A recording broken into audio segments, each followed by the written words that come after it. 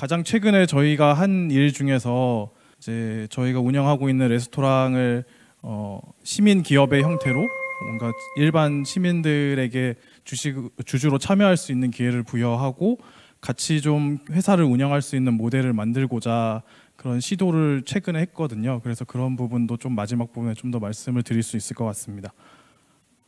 네, 저희 회사는 7명이 이제 공동 창업으로 시작을 했고요.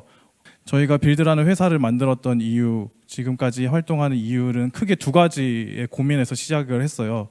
첫 번째는 내가 무엇을 위해 일을 하냐에 대한 고민이 있었고, 내가 아무리 일을 해도 한계가 있다는 거, 뭔가 나의 노력에 대한 가치를 인정받지 못한다는 것들, 이런 고민들이 많았어요. 그 중에 이제 가장 첨예하게 부각되는 부분이 이제 부동산에 관련된 부분인데, 그만큼 부동산이 문제가 심각하고 그런 소유 구조에 대한 것들을 어떻게 해결해 볼 수 있을까, 자본을 갖지 못한 우리들은 그럼 어떻게 해결할 수 있을까에 대한 고민에서 이제 그걸 좀 해결할 수 있는 일을 좀 해보고 싶다는 생각이 있었고, 두 번째는 우리가 행복하게 살기 위해서 어떤 일을 할까, 어떤 일을 하면서 살 수 있을까라고 했을 때, 그런 부분에 있어서 내가 행복하기 위해서는 내 주변의 사람들이 행복해야지 내가 행복할 수 있는데, 내 주변 사람들이 힘들게 하는 부분이 무엇인가라고 했을 때, 결혼을 하고 가족이 생기고 아이가 생기고 하면서 그런 나의 개인의 어떤 삶과 꿈이 깨질 수밖에 없는 환경들이 많이 만들어지는 것 같더라고요. 특히 여성의 경우에는 모든 우선순위에서 나의 삶보다는 나의 남편, 나의 가족, 아이를 우선시하는 삶을 살게 되니까 이런 부분을 좀 사업적으로 좀 풀어볼 수는 없을까라는 생각을 해서 저희는 이제 엄마, 여성, 아이를 타겟으로 할 수 있는 어떤 사업들을 해나가야겠다라고 생각을 했습니다. 시흥시 월곶동이라는 곳에서 신도시거든요. 거기서 이제 저희가 활동을 하고 있고, 그래서 인구 비율을 따져 보니까 저희가 사업하기 전에 이제 분석을 해보니까 0세에서 12세, 30에서 45세, 그러니까 저희 아이들을 가진 부모의 인구 비율이 한 50% 정도 됐다. 이분들이 월곶 안에서 소비할 수 있게만 만들어도 우리가 좀 오랫동안 사업을 할 수 있지 않을까라는 생각을 했고요. 그래서 이게 실제 저희 공간을 운영하기 직전의 모습인데요. 여기가 이제 저희가 첫 번째로 오픈한 그 바우스앤밥스라는 레스토랑인데, 대부분의 건물주들이 값비싼 가격에 팔린다든지 아니면은 월세를 그냥 받을 수 있으면 받고 아니면 말고, 그러니까 이런 식의 어떤 생각을 가지고 있는 것 같아요. 여기 살고 있는 사람들한테는 되게 불행한 일인 거죠. 이 공간은 남아도는데 이 지역에 살고 있는 사람들은 갈 데가 없다는 이런 아이러니한 상황들이 계속되어 왔던 거고, 그래서 저희는 이런 비어있는 데 들어가서 지역에서 필요한 것들을 먼저 만들자라고 했던 거고, 제일 첫 번째로는 아이 엄마가 아이와 함께 편하게 식사할 수 있는 공간을 만들자라고 해서 레스토랑을 만들었고, 두 번째는 월곶에 없는 책방이랑 꽃집을 같이 만들고 카페의 기능까지 넣어서 복합 공간으로 만들었고요.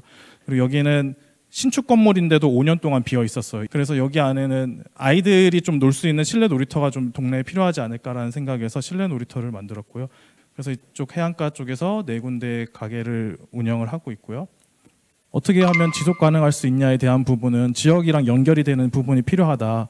그럼 지역에 누구랑 연결을 할 거냐라고 했을 때 지역 커뮤니티, 그 주민들과 연결이 돼야 되는데, 이 부분에 있어서 어떤 시선으로, 어떤 시각으로 우리가 바라볼 거냐라고 했을 때 주민들은 우리의 고객이다, 소비자이다, 이 마인드로 뭔가 접근을 해야 된다는 생각을 했어요. 좋은 뜻으로 지역에 뭔가 기여를 한다든지 어떤 가치를 만들어내는 것도 좋지만, 그 이전에 우리가 지역 주민들의 필요한 어떤 콘텐츠를 유지하기 위해서는 수익이 나야 되기 때문에 철저하게 그 소비자의 관점, 고객의 관점에서는 이 사업을 하는데, 공간을 운영하는 데 있어서는 그 관점에서 보는 게 필요하다. 그 부분을 어떻게 잘 만들어낼까를 고민을 하면서 운영을 하고 있습니다.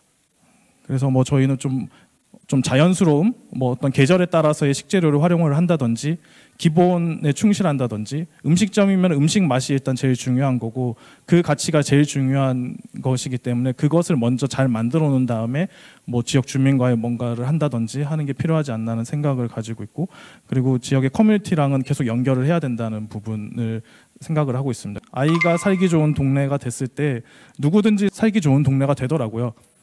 네, 그리고 저희가 공간 운영의 메인이고 거기서 나오는 매출이 사실 대부분을 차지하는데 그것을 바탕으로 다른 지역의 어떤 교육이나 컨설팅 같은 것도 하고 있어요. 그러니까 월고시였기 때문에 가능하다, 뭐 빌드였기 때문에 가능하다라면 조금 의미가 퇴색될 수 있다는 생각이 있어요. 그래서 어느 지역이든 어느 팀들이든 좀 시행착오를 줄이면서 그 지역을 조금 바꿔나가는 그런 사업들을 할 수 있게 저희는 좀 그런 것들을 좀 잘 정리를 해서 말씀을 드리려고 하고 있습니다.